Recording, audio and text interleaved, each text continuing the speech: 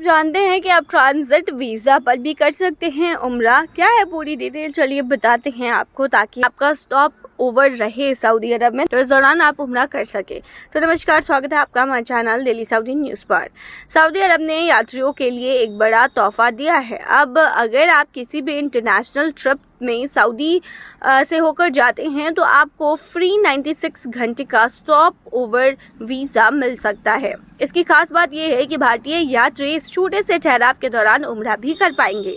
ये कैसे काम करता है तो बता दें, अगर आप यूरोप, अमेरिका, किसी भी मिडिल ईस्ट देश की फ़्लाइट ले रहे हैं और आपकी फ़्लाइट सऊदीया या फिर फ्लाइनाइस से है तो आप फ्री में इस वीज़ा के लिए एलिजिबल है।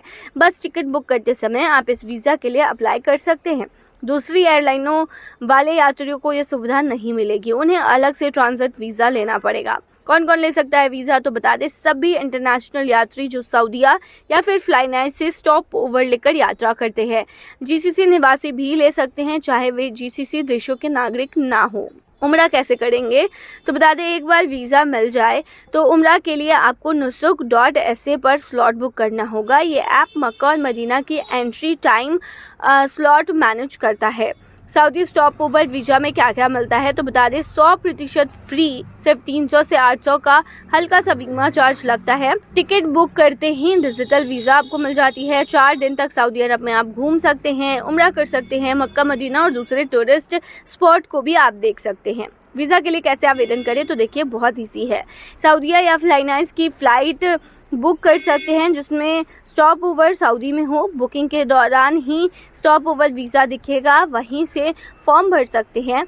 पासपोर्ट फ़ोटो, ट्रैवल डेट्स डालें, कुछ ही मिनटों में वीज़ा ईमेल पर भी मिल जाएगा आपको। 96 घंटे में क्या क्या कर सकते हैं तो देखिए, उम्रा कर सकते हैं, मक्का मदीना की ज़ियारत कर सकते हैं, जेदा कॉर्निस, ऐतिहासिक अल बलाद, रियाद का बुलेवार्ड और म्यूज़ियम, अल उला के विरासत स्थल, रेड सी के बीच रिजॉर्ट का भी आप मज़ा ले सकते हैं। किसे इस वीज़ा का इस्तेमाल नहीं करना चाहिए तो बता दें, जो हज करना चाहते हैं उन्हें नहीं करना चाहिए। बार बार छोटे प्रवास लेकर वीज़ा रिसेट करने के लिए दूसरी एयरलाइन से आने वाली यात्री जो है उन्हें यूज़ नहीं करना चाहिए। पेड धार्मिक टूर वालों को नहीं करना चाहिए। बीमा ज़रूरी है इसमें तो बता दें, हाँ, वीज़ा के साथ ही छोटा सा बीमा जोड़ दिया जाता है जो कवर करता है मेडिकल इमरजेंसी, ट्रैवल की दिक्कतें, छोटी बड़ी दुर्घटनाएं। तो आप समझ गए होंगे कि अब फ्लाइनाइस और सऊदीया से अगर आप सऊदी अरब जा रहे हैं, वहाँ पर आपका 96 आवर का स्टॉप ओवर आपको वीज़ा मिल जाता है और इसके थ्रू आप उम्रा भी कर सकते हैं और सऊदी अरब में घूम भी सकते हैं। जानते हैं कि सऊदी अरब में एक छोटी सी बात जो कि आपको बहुत नॉर्मल लगती है, आपको जेल पहुंचा सकती है। तो कौन सी है वो बात है, चलिए बताते हैं। सऊदी का कानून बहुत सख्त है और बहुत सी बातें जो भारत में मामूली समझी जाती है, वहां सीधे जेल में डिपोर्टेशन करवा सकती है, फिर आपको फाइन भी लगवा सकती है और जेल पहुंचा सकती है। तो चलिए बताते हैं उन छोटी बातों के बारे में जो कि आपको ध्यान रखनी है, वरना आप सीधे जेल पहुंच जाएंगे। सबसे पहला है सोशल मीडिया पर छोटी सी गलती। यहाँ सबसे ज्यादा लोग फंसते हैं। किसी सरकारी संस्था, पुलिस, कंपनी, अस्पताल, स्कूल पर टिप्पणी, मीम्स बनाना, किसी की फोटो वीडियो अपलोड करना, मजाक में भी विवादित बातें करना, ये सब साइबर क्राइम लॉ के तहत आता है और इसके लिए आपको जेल, हजारों का जुर्माना भी लग सकता है। किसी भी सरकारी या धार्मिक विषय पर पोस्ट करने से भी बचना बेहतर होता है।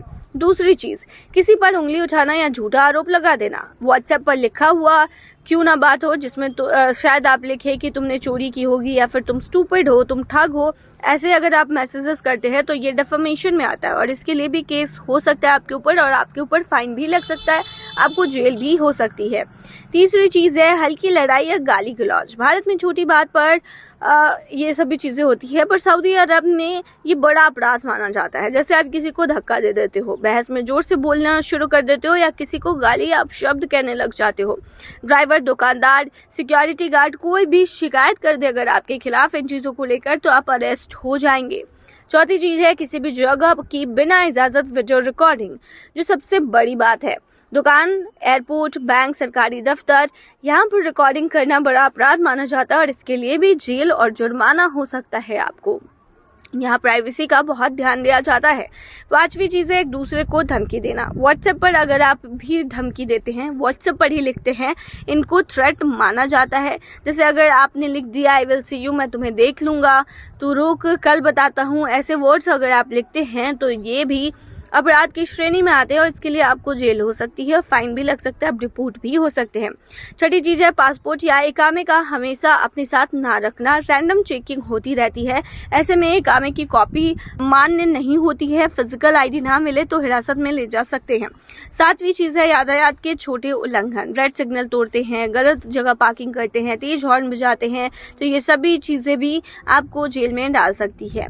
आठवीं चीज है नमाज के समय गलत हरकत करना। नमाज के समय तेज आवाज में बात करना, सॉन्ग चलाना या मजाक उड़ाना लापरवाही नहीं, असम्मान माना जाता है। जेल तक मामला पहुंच सकता है ऐसी स्थिति में।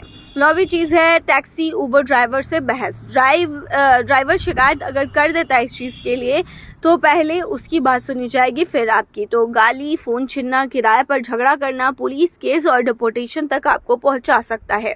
10वीं चीज है महिला के साथ गलत व्यवहार करना।